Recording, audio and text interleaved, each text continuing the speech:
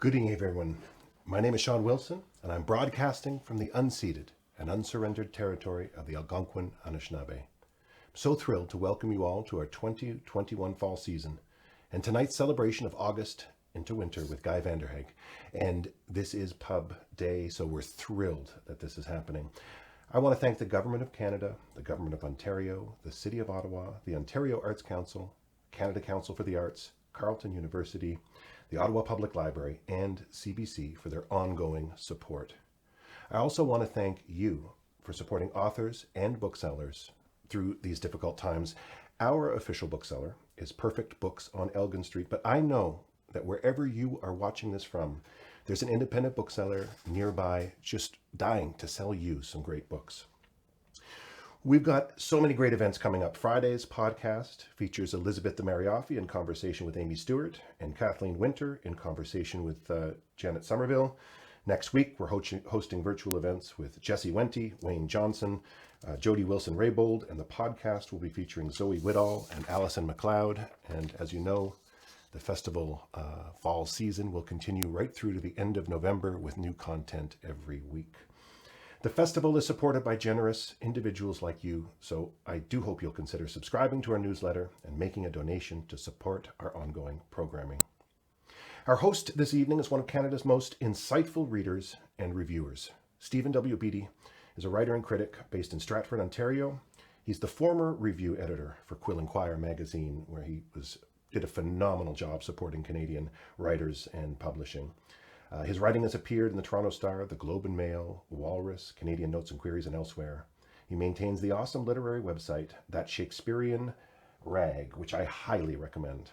We're lucky to have him with us tonight, so let's give a warm virtual welcome to our host this evening, Stephen W. Beattie.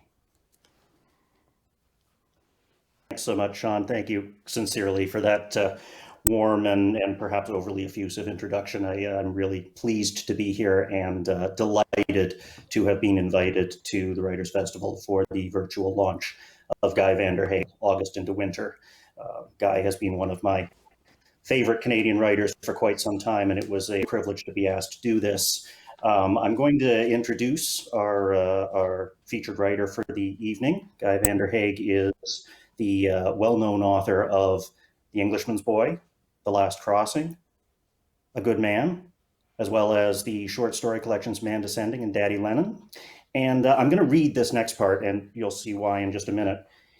He has won the Governor General's Literary Award 3 times. He's won CBC's Canada Reads, the Canadian Booksellers Association Libris Prize for Fiction Book of the Year, the Timothy Finley Award, Lieutenant Governor's Arts Award for Lifetime Achievement in the Arts, and he's an officer of the Order of Canada, a member of the Saskatchewan Order of Merit, and a fellow of the Royal Society of Canada. And as Sean pointed out, today is the publication date for his new novel, August into Winter. Please welcome to the virtual stage, Guy Vanderhaeghe. Hello.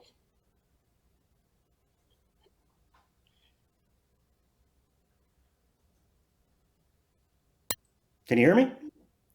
I can now. There's a brief moment where, yes, there's a brief moment when you disappeared and my bowels clenched with panic. You're back in all your freshness. We'll hope that the virtual feed holds out. This is unfortunately the hoop we have to jump through for the pandemic, and we'll hope that things work out well. I would much rather be with you because this is a discussion that we could very profitably have in person, I think. But this will have to do for now. Congratulations on August into Winter. Thank you very much. I appreciate that. Almost 10 years, and it is a return to generous, robust historical fiction. And I was going to start off by asking you what the attraction of historical fiction is for you. But then as I was doing some reading around this morning, I came across an interview that you did about 10 years ago that indicated that if you weren't a novelist, your original plan was to become a historian. Is that correct? Yeah, I actually, I did a master's degree in history And that was the point where I had to make a decision. I had a thesis advisor who was urging me to go on to graduate school. Well, I was in graduate school, but to do a PhD. I knew essentially I was not for the academy. I probably wouldn't have been able to constrain my perhaps overactive imagination as a historian, and I might have been drawn up in the docks as a fantasist. So I thought that it was better if I did not take that path, and so I didn't. But I mean, I've always been intensely interested in history.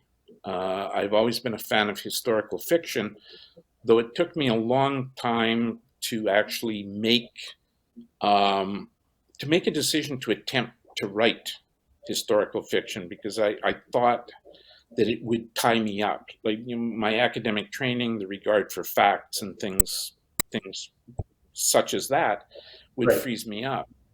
And I'm not a very bright guy, but then I figured out that, the historical novel, the noun was more important than the adjective. And so that the first duty was to actually write a novel, and that history was merely a context for the writing of a novel. I've always believed that the historical novel is the present in disguise, and that, that historical novels are almost invariably more about the times that we inhabit than they're an examination of the past, the sort of examination of the past that historians make. Right. I mean, we can talk about how Outraged is reflective of our world in 2021, but I'm interested in your comments about historical fiction and the adjective versus the noun, because presumably you do research into the things you're writing about. And I mean, for example, to take The Englishman's Boy, the Governor General's award-winning novel, that's centered around the Cypress Hill Massacre, or it has in the background the Cypress Hill Massacre, an actual historical event. So when you're writing historical novels, what is your, I love asking this question of historical novelists because they all give me a different answer. What is your feeling about your responsibility to the facts of whatever historical incident it is that you're writing about? So in The Englishman's Boy, the Cypress Hill Massacre, in August into Winter, you've got World War II in the background. What, as a novelist, what is your responsibility to getting the facts of that history correct? Well, in a sense, and this will, this may sound weaselly, the approach to the facts is actually almost always an aesthetic decision. Right. That that if the facts are bent or damaged irrevocably, you're going to lose readers. And even sometimes, if your facts are absolutely solid, and you're going against the general conception that exists out there, the novel is likely to experience a certain kind of failure, which I think happened with Gore Vidal with his Abraham Lincoln novel. Right. He could defend virtually every thing that appeared in that novel, but it was so at odds with the public conception of Lincoln that in an odd way it failed as a novel. Whereas his novel about Burr, Aaron Burr, of whom the public almost knew nothing, was a great success. So when I go into a historical novel, I've got two considerations. One is that I make a decision not to write about a principal character. I write about an onlooker, someone on the sideline. Sometimes I compress events. I work very hard to what I would say engage with the spirit of the time. Right. Which means that I spend an enormous amount of time with background reading and research, because for me that's the foundation of the novel. Right. If someone is writing fantasy, they have to embark in that sort of program of world making. okay, where you invent the world in which your characters are going to inhabit. If you're a historical novelist, you have to do some of the same thing, because most people aren't very cognizant of the details of the past. Right. So often I find myself, you know, doing research, like even reading novels written in the 1930s or 1940s, so I get an ear for the language, making sure basically that the details of life that I'm describing are correct. The next step is to again, to use a big word, to try and get a sense of the zeitgeist of the time, and Right. how people approached the world, how they inhabited it, and how they thought about things. That was a long answer. you Probably that's it. you Not at all. Do you get back from like how effective are you with the details? Do you get blowback from people who like if you have a character in 1910 pick up a ballpoint pen? Do you have people write to you and say they didn't have ballpoint in 1910? That kind of thing. Well, yeah, I mean, you're always caught out, and I'm really, I mean, I'm really scrupulous. So in the last crossing, someone had a top break Remington revolver in the year 1877. A guy wrote to me and said the top break revolver was actually put on the market in, I think he said something like August of 1877. But this person in July of 1877 has a top break Remington revolver. And then he You missed very it by 1 thoughtful. month. Yes, exactly. But he sent me the book that he had written on Remington revolvers. So in case if I ever approached the topic again, I would get it right. You'd So, be suitably. you know, I mean, the one thing about in terms of detail now with the internet is that research is so much easier to do. When I wrote The Right. Englishman's Boy, basically internet research wasn't it was almost non-existent, or at least it was non-existent in my world. So when I was looking for pictures of Grauman's Egyptian theater in Hollywood in the 1920s, I was down at the library paging through histories of Hollywood, hoping that I could find a picture. Now, you know, you just type that into your internet search and you can get probably 15, 20 pictures of Yeah. the theater. Yeah, I was also interested in what you were saying about Gore Vidal's book about Lincoln, because I'm going to go out on a limb and suggest that you don't subscribe to the great man theory of history. And I mean, I was talking to years ago. I was talking to the novelist and short story writer Jim Shepard, whose approach was if he's going to take a particular subject, like there's a story that he wrote about the notorious serial murderer Gilles de Rais. And he said, well, I'm not going to look at Gilles de Rais directly.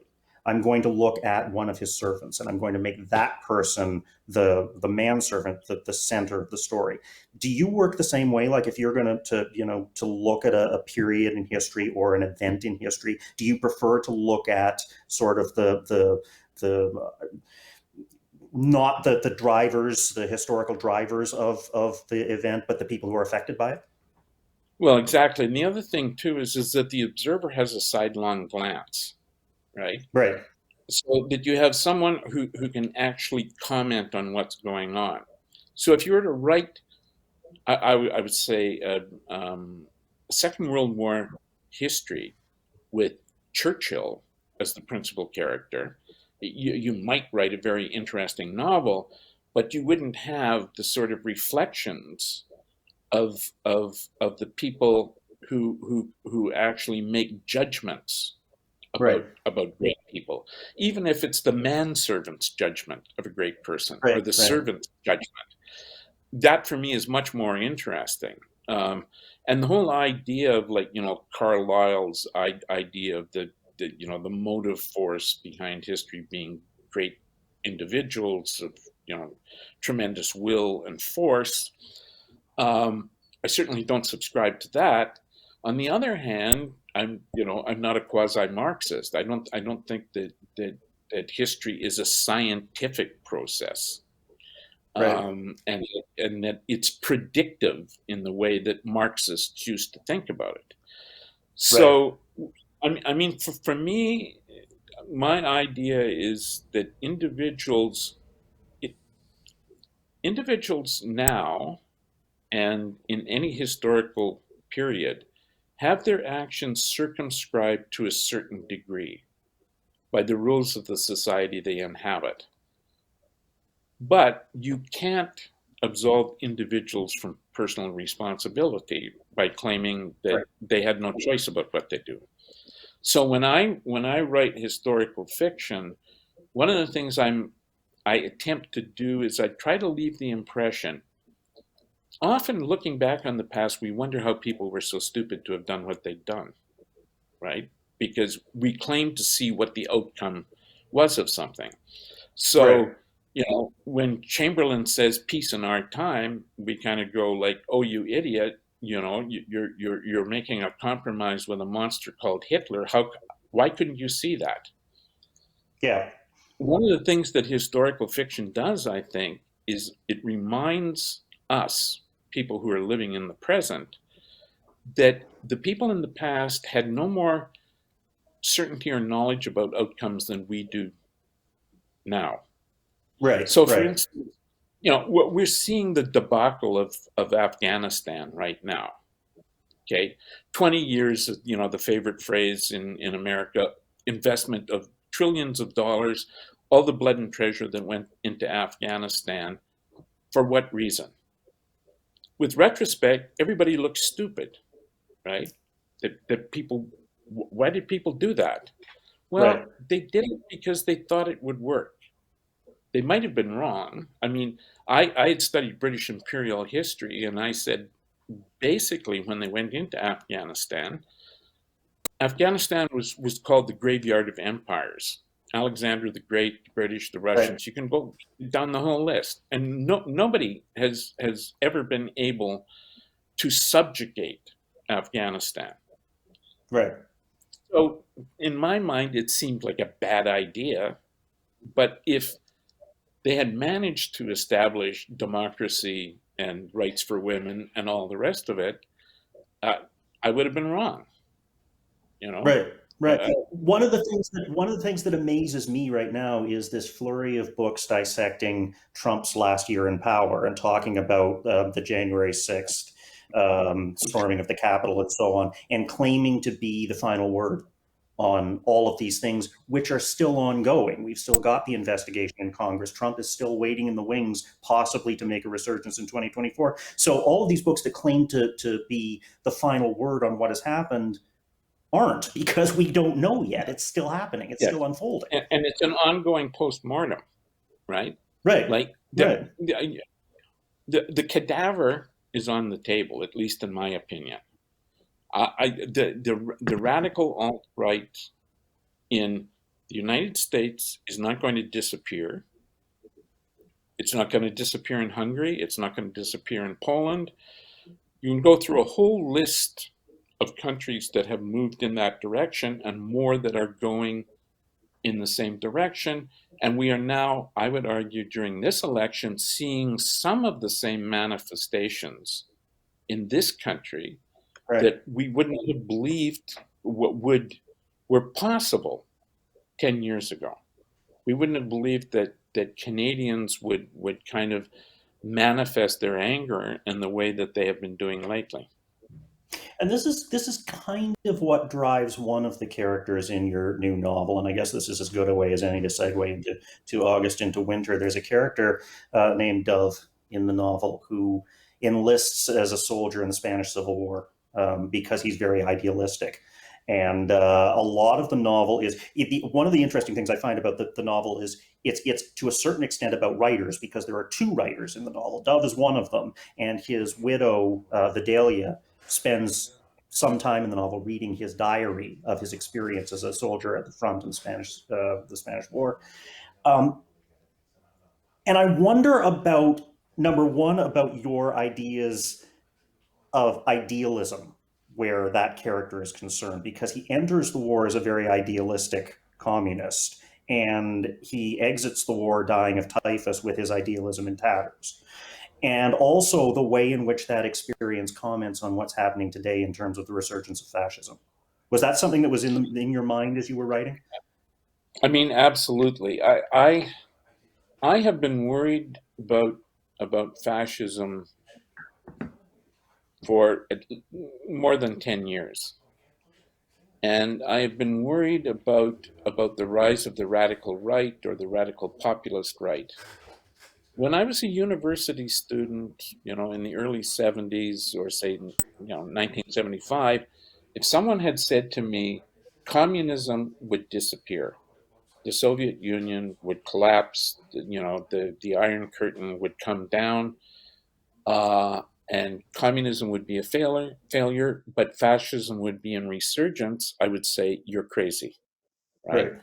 I thought that fascism was totally discredited by the Second World War, by the Holocaust, that it was impossible to revive ideas of fascism. Now, the radical right now, despite, aside from the neo-Nazis and white supremacists, is not exactly the kind of fascism of the 1930s, though it has very Right. strong similarities to it. I find it astounding that the radical right has shown so much strength, so much longevity, and also the kind of commitment to racist ideas, to conspiracy theories that have always been kind of the backbone of fascism. Right. That astounds me. So when I was writing the August into Winter, I was asking myself a number of questions. One is, I suppose, one is the question of evil in the world, and I think it's a question that contemporary people in contemporary society, the word evil makes them skittish, right? We don't. It's a word we don't want to use. But the question is, what do you do when you confront evil on a personal level, as in the character Ernie Sickert? How do you stand up to or confront abstract ideological evil? Right. What do we do? How do individuals and societies respond to crisis? Maybe I'm running around and saying the sky is falling down, the sky is falling down, but I think that we have experienced crises, or at least North America has, the United States has, over the course of the last, uh, obviously the Trump era, 4 years there, but I think it precedes that, and I think we're entering a period of continuing crisis, and that's political crisis, environmental crisis, economic crisis, and of course, the pandemic. It's as if a whole number of forces have come to bear on this moment the way they did in the 1930s with economic depression, Yeah. with the aftermath of the First World War, with the rise of radical politics, whether it was communism or fascism. Those were things that I wanted to go at obliquely in this novel, but I also wanted to celebrate endurance, because before I started writing this novel, I was thinking about how fortunate my generation had been that we had never faced an extended period of crisis. And I thought of my Right. parents who went through the Depression and then the Second World War. Then the pandemic came along as I was finishing the book. Uh, so this is the first time people of my age have faced this kind of crisis, and obviously everybody else alive is facing that crisis. I once wrote an article about the use of fiction in teaching history. And and I mentioned Daniel Defoe's A Journal of the Plague Year. And in it I Oh, yeah. said, any student today would have no conception whatsoever of the kind of fears that were produced by epidemics in Europe in the 17th century. And I said that there are little details in that novel that might be able to impress on students, how people confronted that. And one of the details was a jar of vinegar at the butcher's, and when people paid for their meat, they dropped their money in the vinegar because it was thought to be a disinfectant. Well, now everybody understands what it's like to go through a pandemic, not just an Right. epidemic, but a worldwide pandemic, which was Right. again another thing, despite what everybody was saying, that this is bound to happen. This is bound to happen. I always thought, not in my lifetime, Yeah. right? Yeah. Except this And time around, we're being told to drink bleach, not drop coins into yeah, vinegar.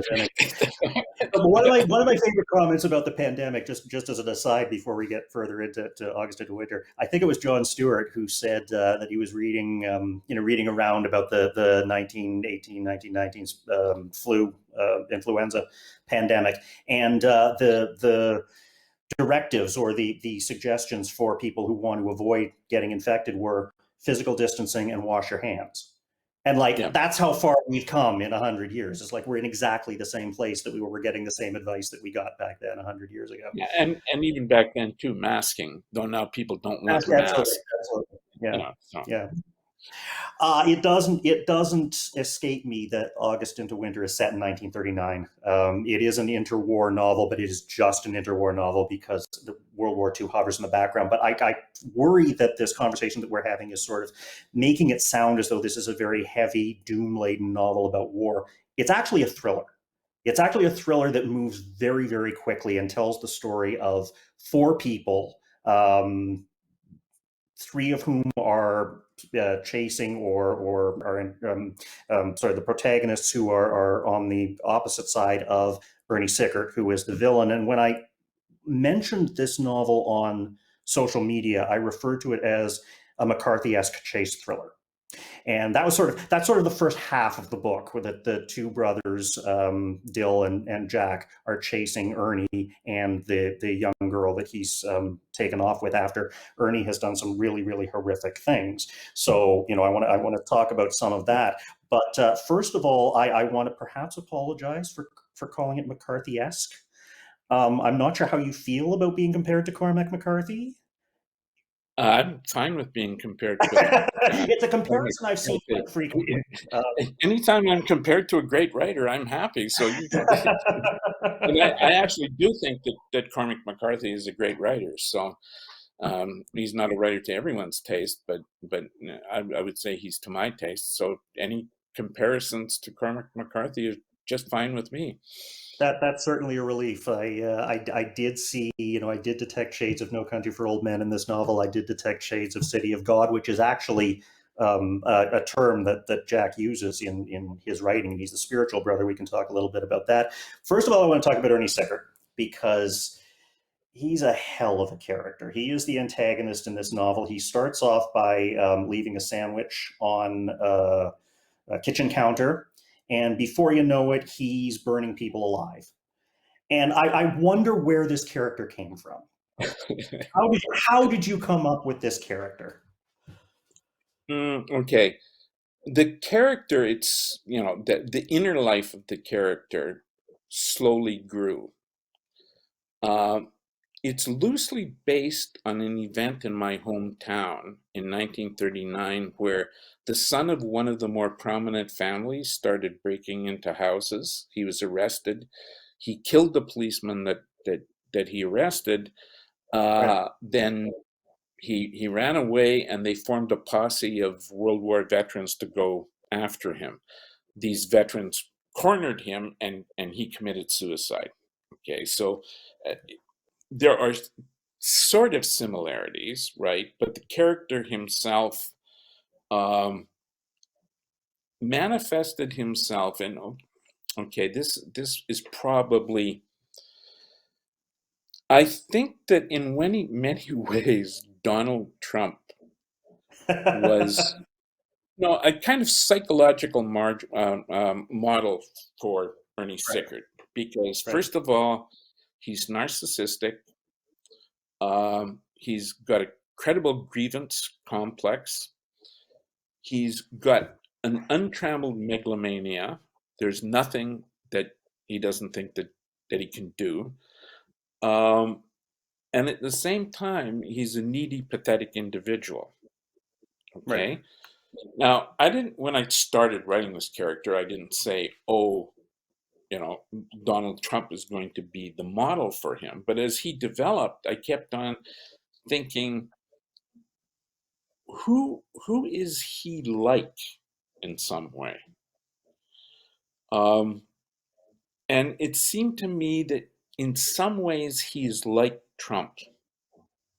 Okay. Right. So that's part of the beginning of the character. But I think the character is also, in my mind, a sort of cipher. One of the things about him is he has no real sense of himself. Right. So the way he speaks changes. Sometimes he speaks with an English accent. Sometimes he speaks like Cab Calloway because he's a jazz saxophonist. Sometimes he speaks like a bad character in a Hollywood movie when he uses these sort of trite diminutives with his 12-year-old girlfriend, in which their relationship, there's nothing sexual about it. It's entirely platonic, but he calls her Snuggle Pup and Cupid Doll and all these sorts of things. I wanted to have a character who is unlike any other villain that I had read in fiction. Right. I didn't want, I would say, an obvious model for him. That's kind of the best I can do. I don't know what strange processes produced him. I don't know what I drew out of myself or recollection or memory or anything else to create him. But the old story about the villain is always the hero of his own story. Right. So Ernie Sickert is the hero of his story, and he's kind of an untrammeled, dangerous, psychotic, pathetic individual. And I think in an odd way, he's layered. Like even when, yeah, even when he's doing the most horrible things, he's running these justifications through his mind that actually condone what he's doing, or he's telling himself he has no other choice. Right. So, for instance, when he decides to kill the owner of a small town general store, he puts this proposition to him because he also imagines himself being a commando in the the British Army. He'll say, well, like, what would you do if you had to get information for someone and thousands of lives depended on it? Basically, would you torture this person? Which is a kind of Guantanamo Bay argument. Right. That he's running through his own head. So on one level, he knows what's right and wrong. And because he knows what's right and wrong, he has to find an avenue to do what he feels compelled to do. Right. There is one character that I did think of in connection with Ernie, another narcissistic literary criminal. And I don't know whether you had Humbert Humbert in your mind when you were creating Ernie, but the fact that this narcissistic criminal takes off with a prepubescent girl, that was my first thought. I thought, is Lolita in the background here? Not that I was aware of. I mean, I've Right. read Lolita. I think everybody of my generation has. Um, I quite honestly say I wasn't thinking of Humbert Fair Humbert, enough. but again, this is uh, uh, there is so much I think that's embedded in a writer that they're never quite sure where the source of anything is. Right. Right. It's often, in some ways, it's often unconscious, and what the unconscious produces, the conscious mind then manipulates Right. and Right. and tries to make a narrative out of.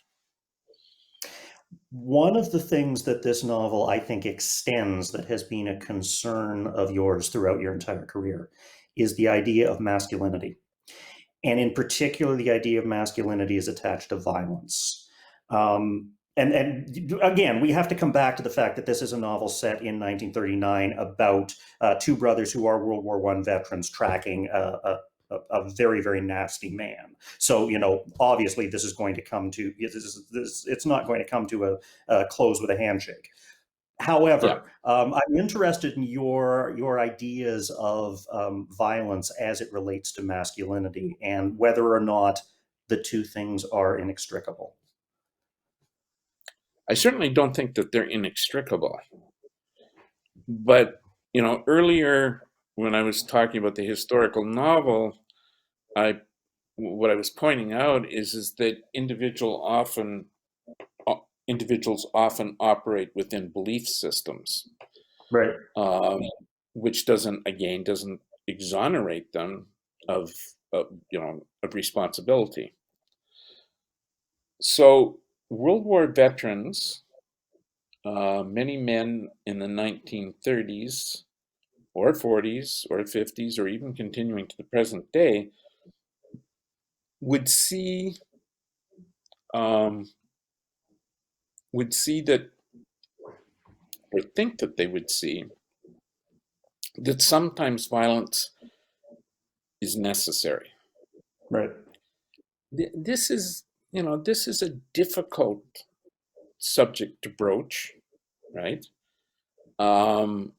Because the instances in which violence is necessary are probably far fewer than we believed in the past. Right. Okay, but on one level, if you have a psychotic murderer who is intent on killing you, um, you really have no choice. Sure. Okay, Sure. and in the larger issue, what do you do with Hitler? Right. Do you sit down at a table and say, Adolf, right? You have some very strange ideas, and I think if you went to a therapist, Adolf, we would be able, we would be able to let you see the light. I think that Okay? was Neville Chamberlain's approach. Yeah, well, exactly, and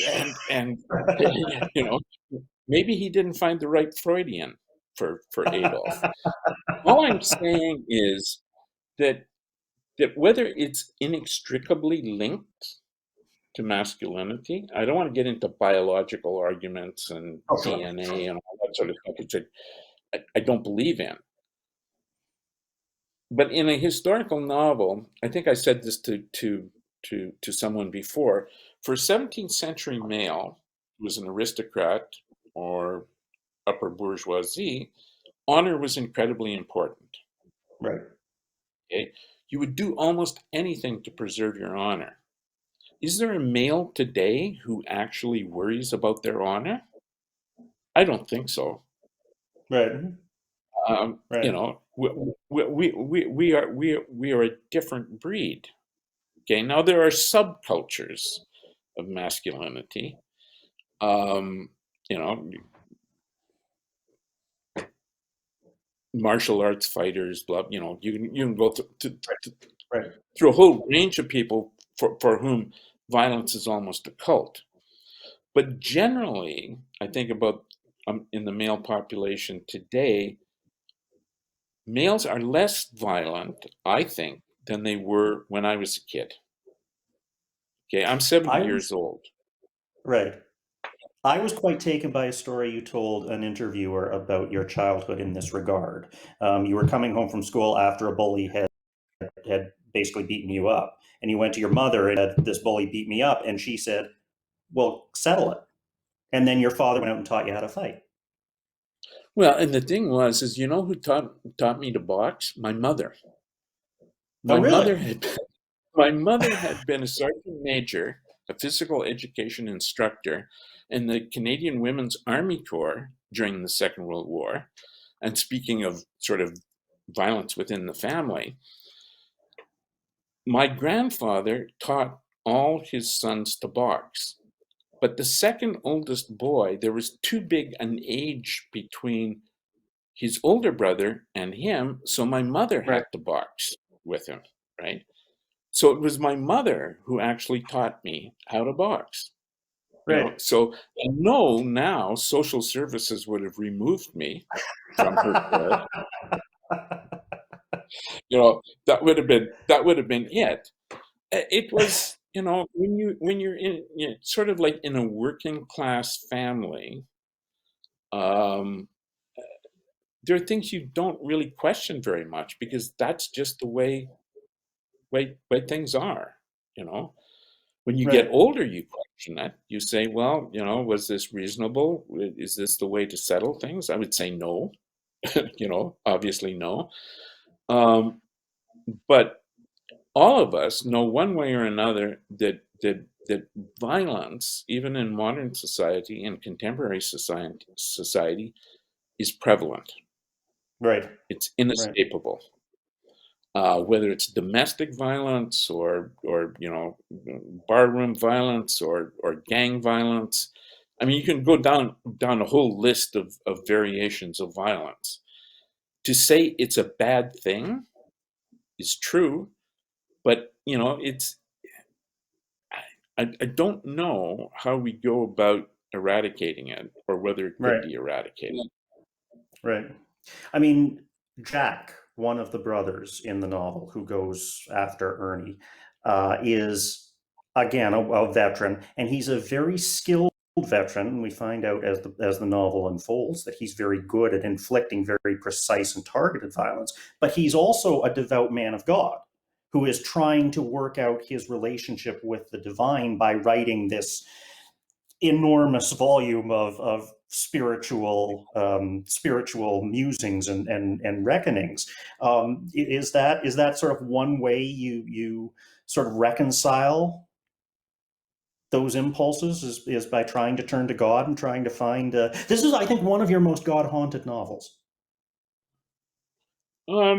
Okay, you know, I suppose I tend to be one of the most unfashionable writers imaginable, because even though I'm not a believer, I've never been dismissive of religion.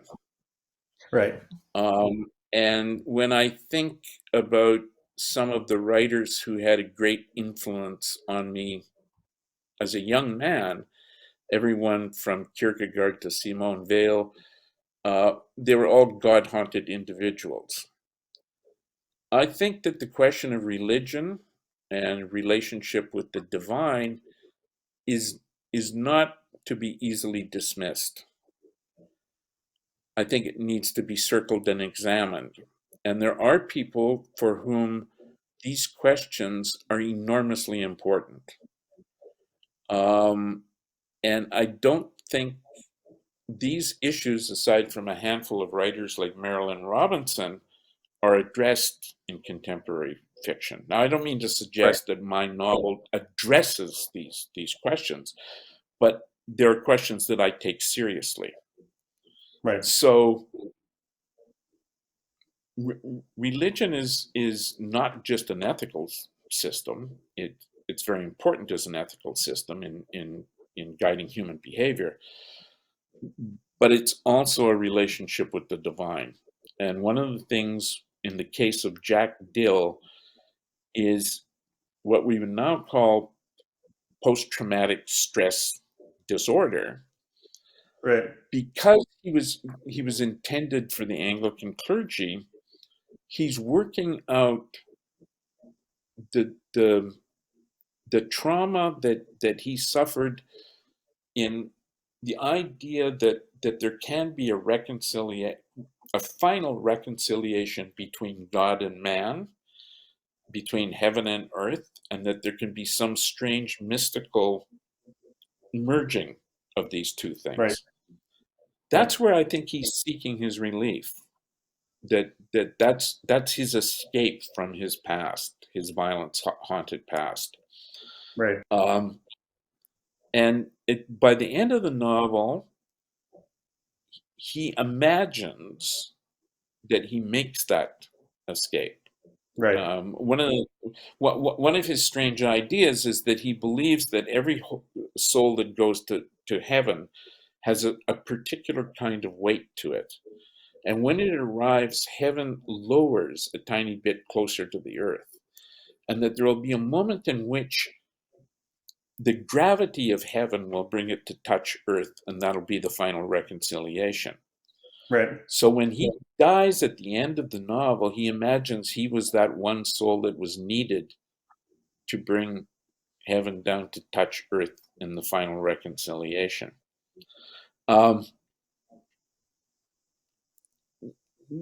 Yeah, I mean, we all know how dangerous religion can be, and how it's often linked to violence.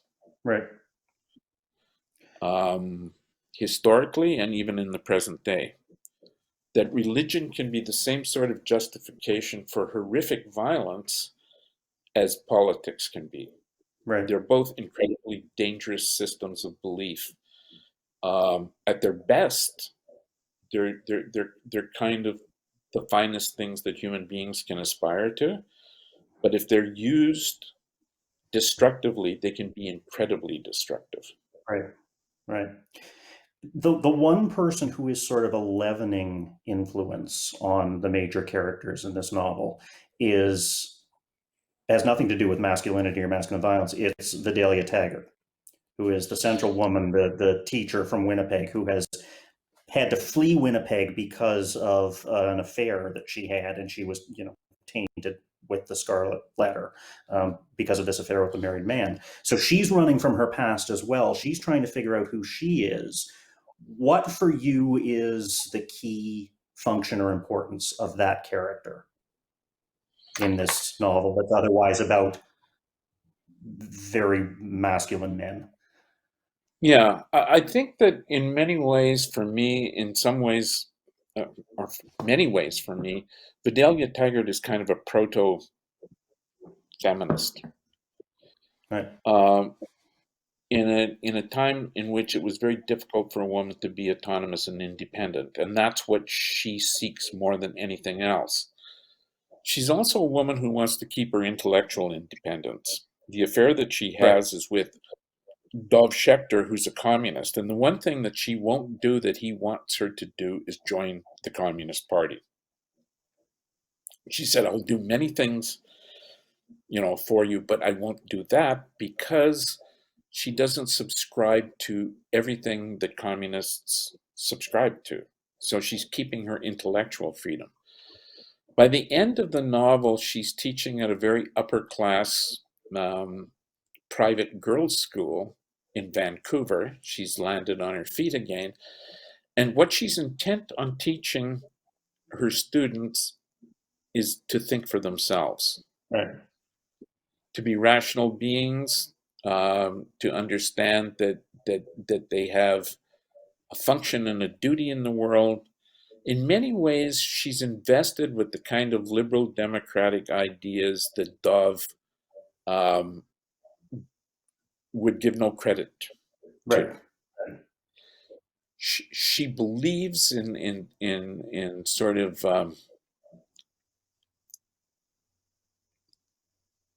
the modest gains to be made by the intellect, the importance of dialogue, the importance of actually talking through problems, Right.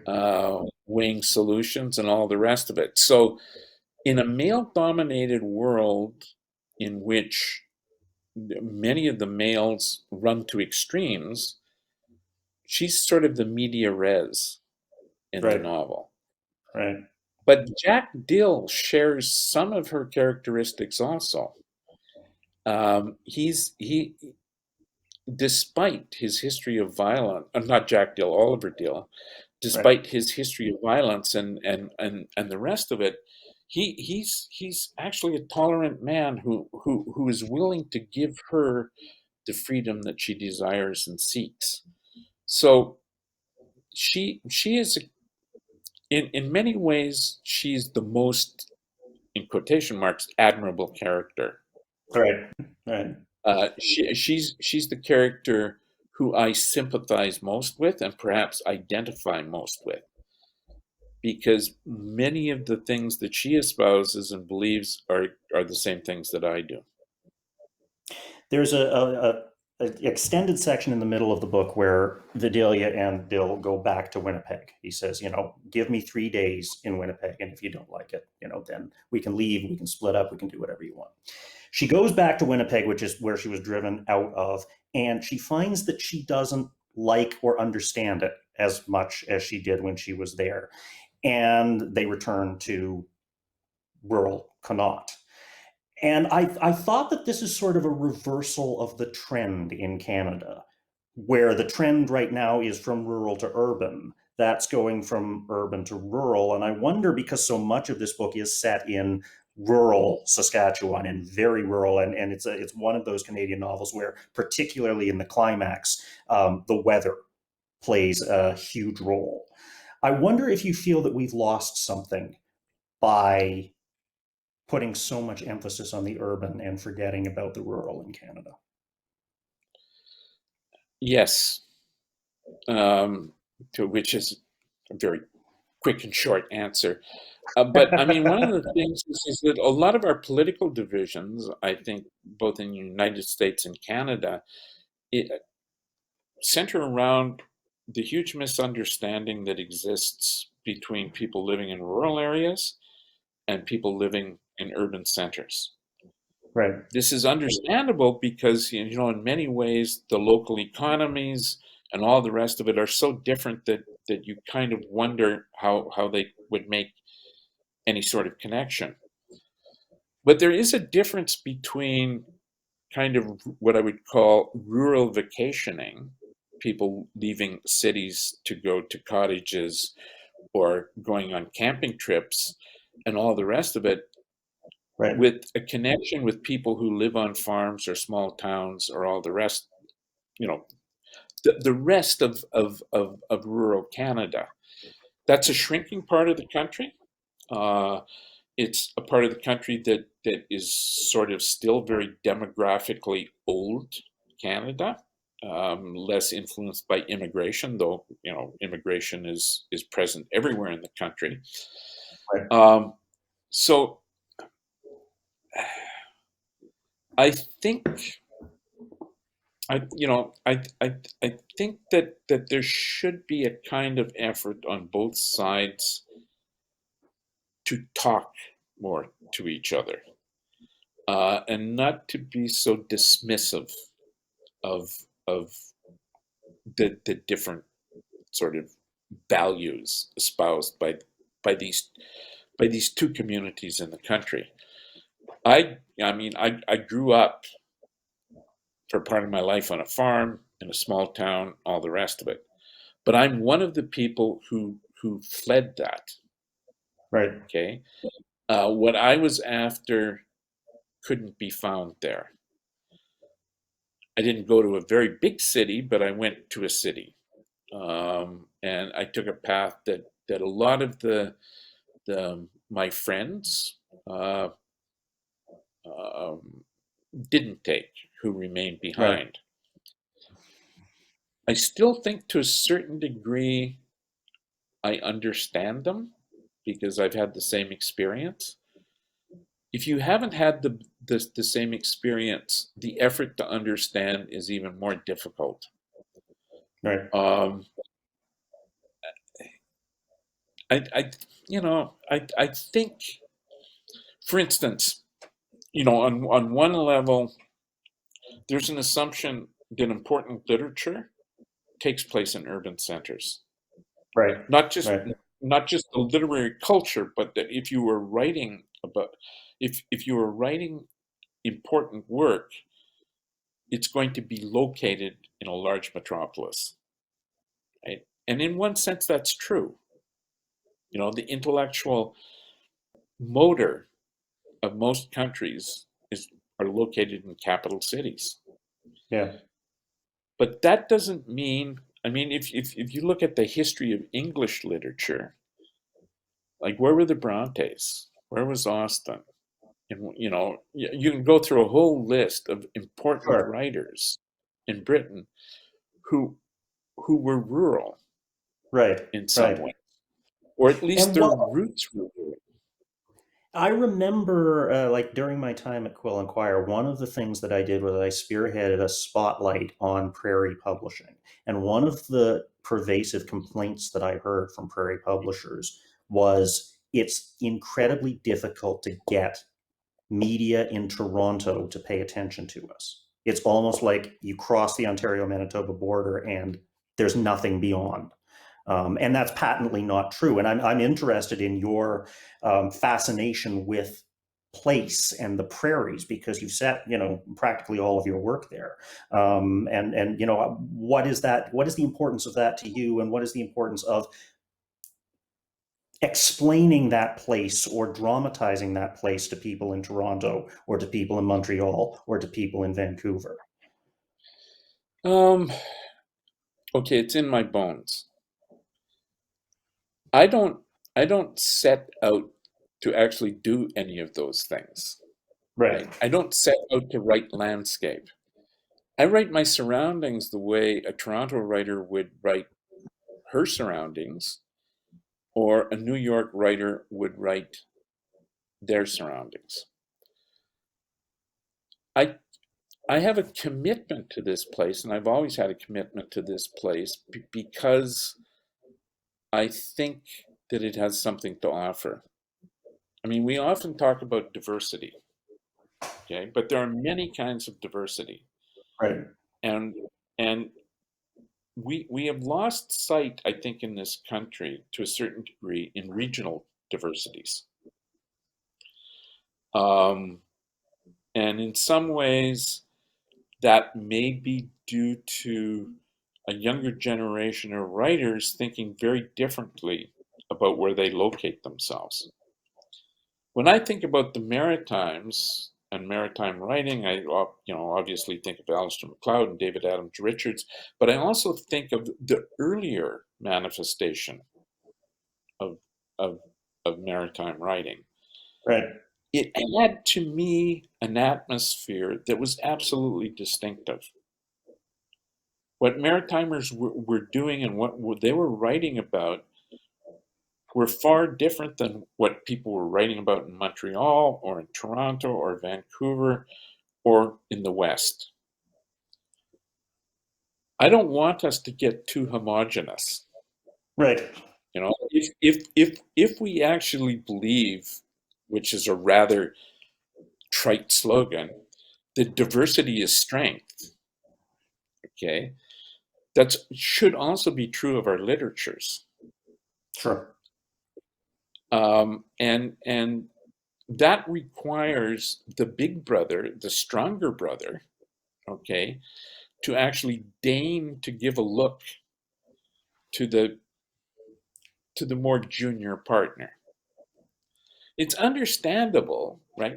Toronto, the population of Toronto is multiple times more than the entire population of Saskatchewan. Sure. Okay. It carries way, way more weight. Okay. But sometimes that weight means that Toronto misses out on things. Like your efforts to do that are admirable, but I think they're also necessary. I know of a Toronto publisher who's now retired who used to make a trip across the country every year to drop in on the writers that the company published. Right. He went out into the hinterlands, okay, to speak with the writers and to keep contacts with them. Does that happen now? No, not that I'm aware of. Maybe it does, but I'm not really aware of it. I will tell you one thing that I believe it was Connie Galt said to me when I did that prairie spotlight. I said, what's it going to take for people in Toronto to pay attention to to people in the prairies, publishers and writers in the prairies? And she said, well, I'll tell you this, it's going to take more than a national magazine doing one article every 10 years. And yeah. I think she was right. And I think that, if people in Toronto want to learn more about what it means to live in rural Saskatchewan, they could do a hell of a lot worse than, and I'm not going to use your word deign, because I don't think we should deign to pick up August into winter. I think that, anybody who does come to it is going to be very, very pleased. It's a great story. They're great characters. It's a great historical piece. It's a great thriller. We didn't get to talk about the humor in it, but it's also in places a very funny book. It's a love story. It's all of these things. I hope that readers will search it out at their local bookstores. I'm afraid we're out of time. I could go on for another couple of hours with this, but we have to wrap it up. And I do wish that we could have done this on the same stage, because it's always a pleasure to chat with you, Guy. Thank you so much for this. Well, it was a pleasure to chat with you, and thank you for your questions and your close reading of the book. Any writer appreciates a critic or a reviewer or interviewer who does that. So I was very, very happy to speak to you, as I always am. I appreciate that, and thanks to Writers Festival for having us, and to everybody who tuned into this launch night event. Thanks so much. Yes, and my thanks to the viewers and the Ottawa Writers Festival also. Thank you.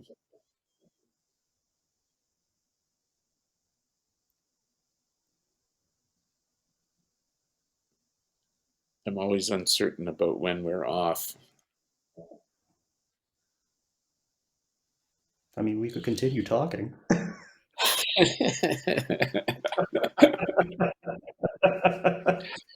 Yeah.